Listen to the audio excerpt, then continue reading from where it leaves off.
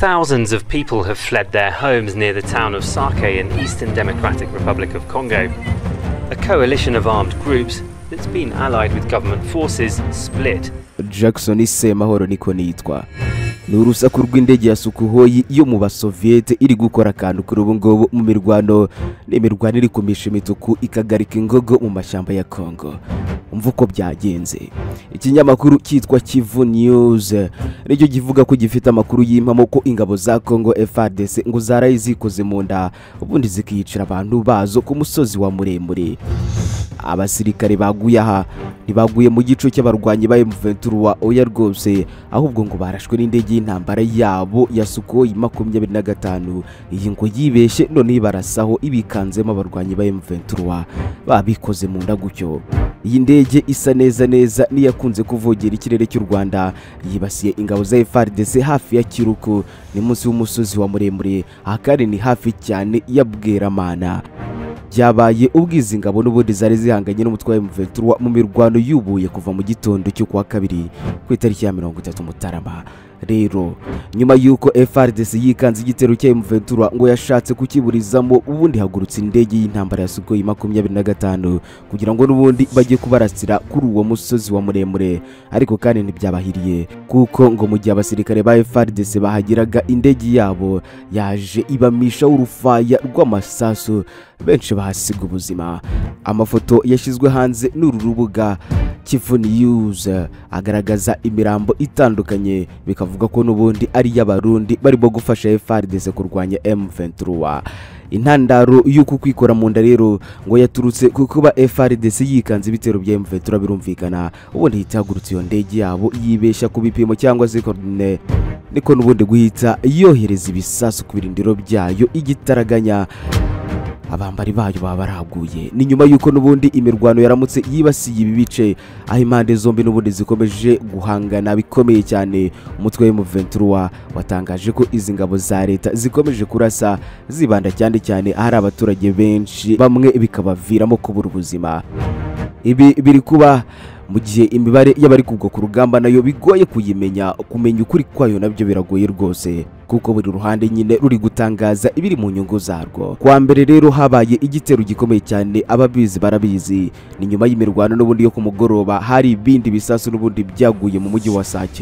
Ibi byari bivuye mu gace ka Karuba aho n'ubundi imirwano ikomeje kuba hagati y'inyeshyamba za M23 ndetse we n'izi ngabo za Repubulika ya Demokarasi ya Kongo FARDC zifatanyije na Wazarendo. Byibuze ngo iki gihe abantu 8 bakomeretse bikomeye bakomerekejwe n'ibi bisasu. Abari Sadc rero bakavuga ko ngo byari ibisasu bigera kuri 4, bibiri muri byo rero ngo bikaba byaraturutse mu misozi miremire imisekera ni muri Karuba n'ubundi kimwe ngo cyaguye ikiroce mu muhanda wa Sadc Bweramana, ikindi nacyo kikaba cyaguye Sadc ahitwa Bikari n'ahantu hadatuwe, ariko ni mu gihe kandi ibindi bisasu bibiri byaturutse imisekera byaguye ni mugoroba hagana mu saa 12:45 z'umugoroba nyine Sadc ahitwa Mashyusa. Rero hakaba ari hafi y'ikigo cya Mururu. Muri abo bantu 8 rero bahiruka gukomezwa n'ibyo bisasu harimo abana bose rero bakaba baroherejwe igoma kugira ngo n'ubundi bavurirwe ku bitaro bya CBCI Indosho. Ibyo rero ubwabyo birumvikanisha ubukana bw'iyi ntambara ifite kugeza ubu ngobo. Ese wigeze wumva ibyo abantu 20 n'ubundi bahirutse gupfira ahitwa Moeso? Umutwe witwaje intwaro wa M23 ndetse n'ingabo za Repubulika ya Demokarasi ya Kongo ubu ngubu ntibavuga rumwe kuri abo bantu 20 bapfiriye mu gace ka Mweso muri teritwari ya Masisi. Buri ruhande rurashinja urundi ruti ni mwebwe, urundi narwo ruti ni mwebwe, gusa ariko bose bagahuriza kukuba uwakoze ibyo ngibyo agomba kubiryoza. Hari misiyo rero yihariye kuri ubu ngubu ifitwe n'ingabo za SADC, ni misiyo yo kurimbura burundu M23. By'umwihariko ingabo za Tanzania zo ziri muri ubu butumwa zirasabwa n'ubundi kutajenjishira umutwe wa M23. Ibyo rero biri muri briefing n'ubundi bahawe n'umuyobozi w'ingabo z'umuryango wa Afrika y'Amajyepfo ziri mu butumwa ahanga mu burasirazuba bwa Congo. Uyu ni Major General Monwabisi Daikopo. Uyu rero umva ko yababwiye, wumve neza uko yabwiye abakomando ba Tanzania. Uyu mugabo ubona ko nta kujenjeka nta mikino afite habe na busa, yabwiye abakomando ba Tanzania ati mugomba kumenya ko muri ikibazo kuri M23 bityo bashobora kuba hari icyo bakora igihe icyo ari cyo cyose. Akazi kanyu ni ukurwanya umwanzi ari we M23. Nyuma y'ibyo tuzababwira undi mwanzi. Uyu musirikare uyoboye ingabo za SADC rero yamenyesheje abasirikare ba Tanzania ko batagiye n'ubundi mu butembere, ntabwo bagiye muri visit Congo, kandi ko n'ubundi ngo batagiye gupfusha ubusa igihe cyabo. Ati turi hano kugira ngo dukemura ikibazo kiri imbere yacu. Reka uyu munsi noneho n'ubundi mu makuru yacu turafata iminota mike cyane rwose tuganire ku makuru yaramutse aha ku kibuga cy'imirwano mu burasirazuba bwa Congo, aho noneho ingabo ziri gusakirana na SADC. Kwitwa Akarabo TV. N'ubundi turaza gusoma ibitekerezo byanyu, turebe byose uko byakabaye, icyo muvuga kuri iyi mirwano. Jackson Semahoro niko nitwa, kandi nk'ibisanzwe akazi kanye ni kamwe, no kukubwira ibyo amatwi yatigeze yumva na rimwe. Ikaze aho uri hose, bone tuganire ku makuru.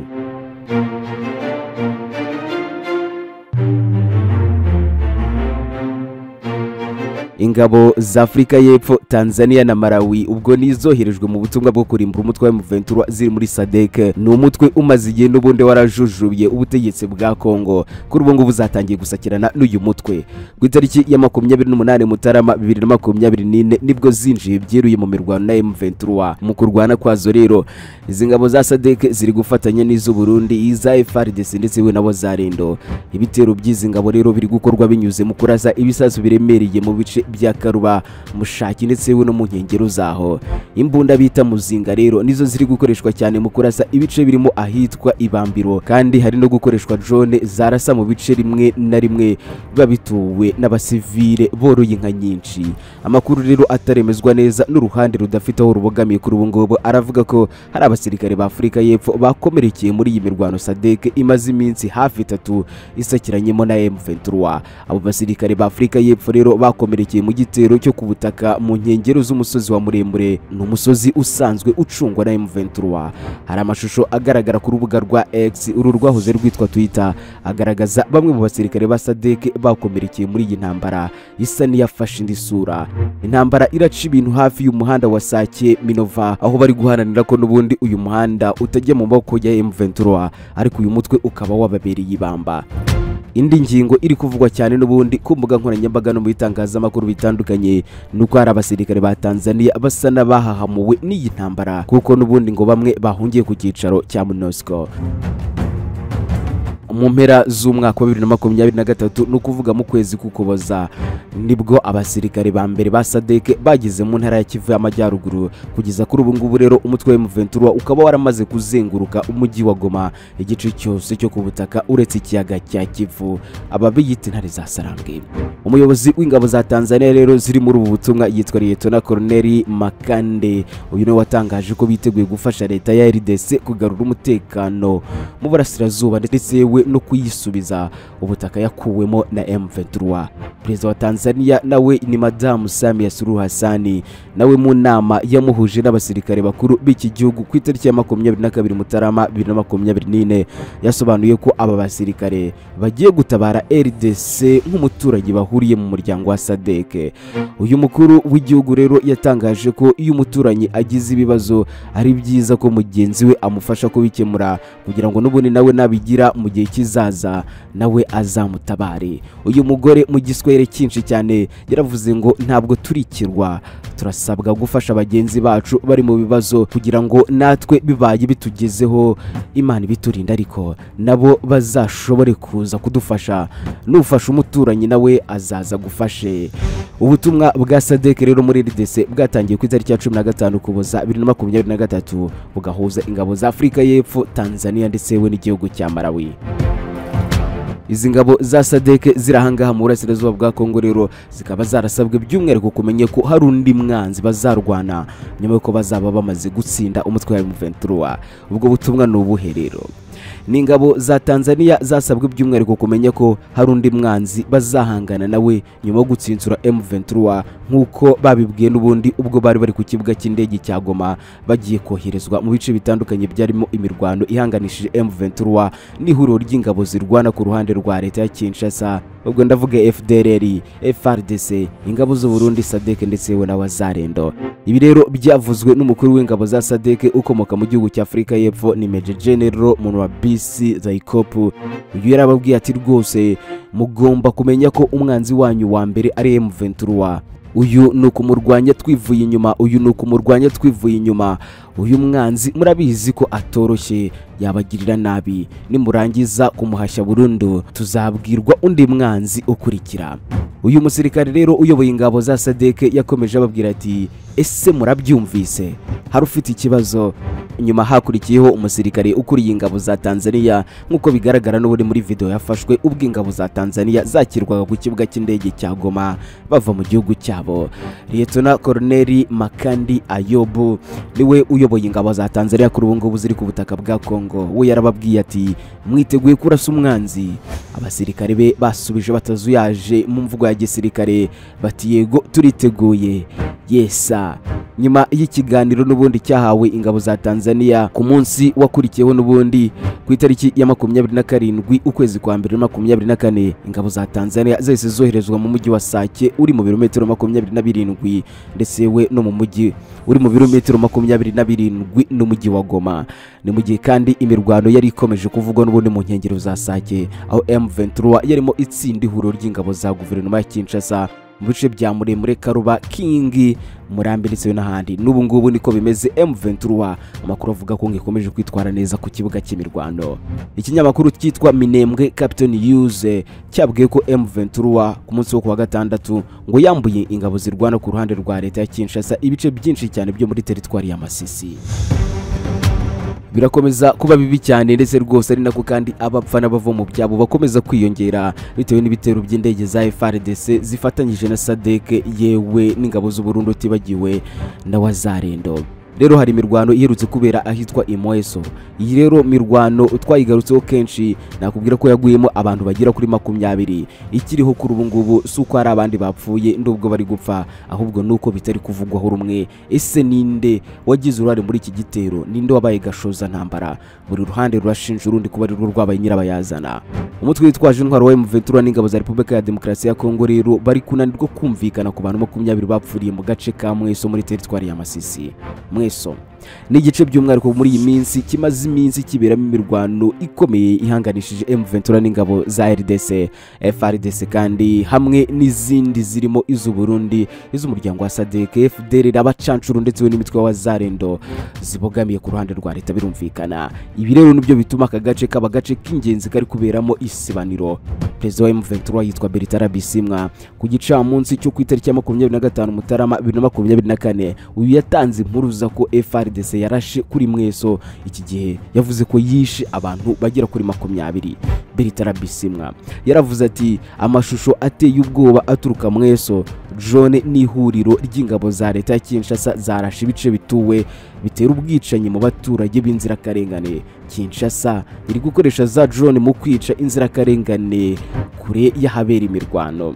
Nyuma y'iminota 41 ndavuga kuri uwo munsi Bertrand Bisimwa yongeye gutangaza ibindi bintu. Aravuga ati umubare w'agateganyo wabishwe na drone n'imbunda ziremereye zihuriro ry'ingabo za leta ya Kinshasa mu mujyi wa Mweso ugeze kuri 20 barimo abasivile b'inzirakarengane.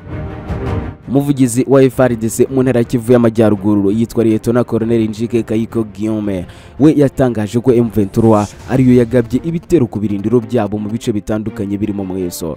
Uyu Njike Kayiko Guillaume yasobanuye ko ubwo M23 yavaga muri Mweso yaharashe amabombe ya morutsieri mu baturage igatera impfu z'abana 19, abasivile 27 barimo n'inzirakarengane z'abasivile baje gukomerekera hangaha. Iyo ni imibare itangazwa n'uruhande rwa leta. Leta irashinje M23 kuba ariyo yirasiye muri ibyo bice bituwe n'abaturage kandi kabikora nkana. Buri ruhande rero rurasaba amahanga gukurikirana abagize uruhare muri iki gitero kugira ngo n'ubundi bakiryozwe, rukavuga kandi ko ruzakomeza kurinda umutekano w'abasivile uri mu kangaratete kuri ubu ngobo. Ngayo nguko nibyo biri kuvugwa nayo makuru naba nkubwiye kuri ubu ngobo kubiramutse bibera hakurya hariya. Gusa n'ikindi kiri kuvugwa nuko hari abigeze kuvuga ko Felix Antoine Tshisekedi Tshilombo uyu ni perezida wa Repubulika ya Demokarasi ya Kongo akeneye ibiganiro na M23. Gusa we yabiteye utwatsi avuga ko bidashoboka ko adashobora kuganira n'uyu mutwe ashinja guhabwa ubufasha n'igihugu cy'u Rwanda. Ibi byose ngo ntibishoboka. reka twongere duhure n'ubundi tuganira ku bindi bigiye bitandukanye, amakuru n'ibiganiro byose byumvira ngaha ku Karabo TV, ariko kandi nkasoma ibitekerezo byanyu ukatubwira uko byumva ndetse we n'icyo ubona twagaruka mu makuru yacu n'icyo twakibandaho. Twitwa Karabo TV, Jackson Semahoro niko nitwa. Ibihe byiza nibyo mbifuriza.